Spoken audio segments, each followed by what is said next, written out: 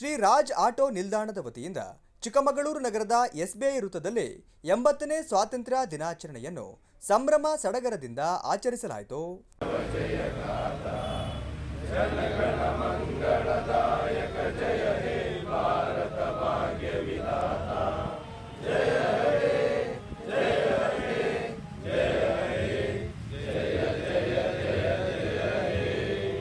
ಧ್ವಜಾರೋಹಣ ನೆರವೇರಿಸಿ ಮಾತನಾಡಿದ ಶಾಸಕ ಎಚ್.ಡಿ. ತಮ್ಮಯ್ಯ ಅವರು, ಇಂದು ನಮ್ಮ ದೇಶದ ಇತಿಹಾಸದಲ್ಲಿ ಅತ್ಯಂತ ಮಹತ್ವದ ದಿನ.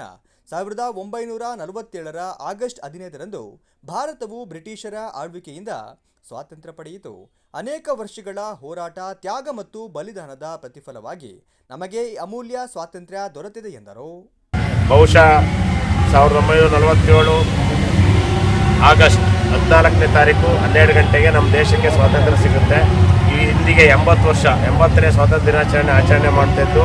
ಇದರ ಆಚರಣೆ ಮಾಡುವ ಉದ್ದೇಶ ಏನು ಅಂತ ಹೇಳಿದರೆ, ಅವತ್ತು ನಮ್ಮ ದೇಶಕ್ಕೆ ಸ್ವಾತಂತ್ರ್ಯವನ್ನು ಬಹುಶಃ ಬ್ರಿಟಿಷರು 200ಕ್ಕೂ ಹೆಚ್ಚು ವರ್ಷಗಳ ಕಾಲ ನಮ್ಮನ್ನು ಆಳಿದಾಗ ಅವರನ್ನು ಓಡಿಸಿ ಸ್ವಾತಂತ್ರ್ಯವನ್ನು ಪಡೆದುಕೊಳ್ಳಲಿಕ್ಕೆ ಹಲವಾರು ಜನ ಮಹಾಪುರುಷರು ತಮ್ಮ ಪ್ರಾಣ ಬಲಿದಾನವನ್ನು ಮಾಡಿದ್ದಾರೆ. ಅವರ ನೆನಪನ್ನು ಇವತ್ತು ಮಾಡಿಕೊಳ್ಳುವ ಸಂದರ್ಭ. ಅದರಲ್ಲಿ ಮೊದಲನೇ ಸಾಲಿನಲ್ಲಿ ನಿಂತಕ್ಕಂಥವರು ರಾಷ್ಟ್ರಪಿತ ಮಹಾತ್ಮ ಗಾಂಧೀಜಿಯವರು, ಜವಾಹರ್ಲಾಲ್ ನೆಹರೂರವರು, ಸುಭಾಷ್ ಚಂದ್ರ ಬೋಸ್ರವರು, ಸರ್ದಾರ್ ವಲ್ಲಭಾಯ್ ಪಟೇಲ್ರವರು, ಚಂದ್ರಶೇಖರ್ ಆಜಾದ್ರವರು, ಭಗತ್ ಸಿಂಗ್ರವರು, ಹೀಗೆ ಹಲವಾರು ಜನ ನಮ್ಮ ದೇಶದ ಸ್ವಾತಂತ್ರ್ಯಕ್ಕಾಗಿ ಹೋರಾಟ ಮಾಡಿದ ಗಣ್ಯರನ್ನು ನಾವು ನೆನಪು ಮಾಡಿಕೊಳ್ಳುವಂಥ ದಿನ.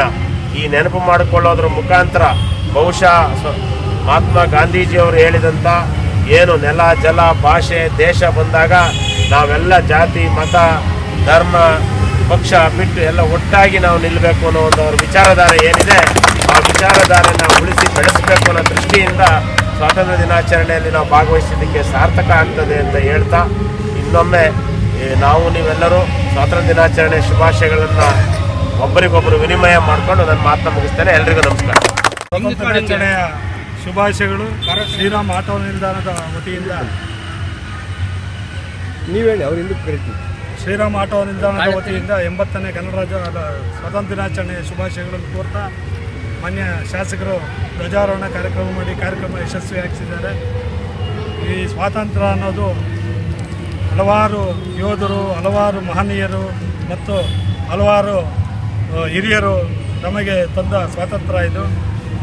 ಅನಾದಿ ಕಾಲದಿಂದಲೂ ಸ್ವಾತಂತ್ರ್ಯ ಅನ್ನೋಕ್ಕೆ ಮಹಾತ್ಮ ಗಾಂಧೀಜಿ, ನೆಹರು ಮತ್ತು ಹಲವಾರು ನಾಯಕರುಗಳು ಎಲ್ಲರೂ ಒಂದು ಸ್ವಾತಂತ್ರ್ಯದ ಹೋರಾಟದಲ್ಲಿ ಭಾಗವಹಿಸಿ ನಮ್ಮ ಇಡೀ ದೇಶಕ್ಕೆ ಸ್ವಾತಂತ್ರ್ಯವನ್ನು ತಂದುಕೊಟ್ಟಿದ್ದಾರೆ.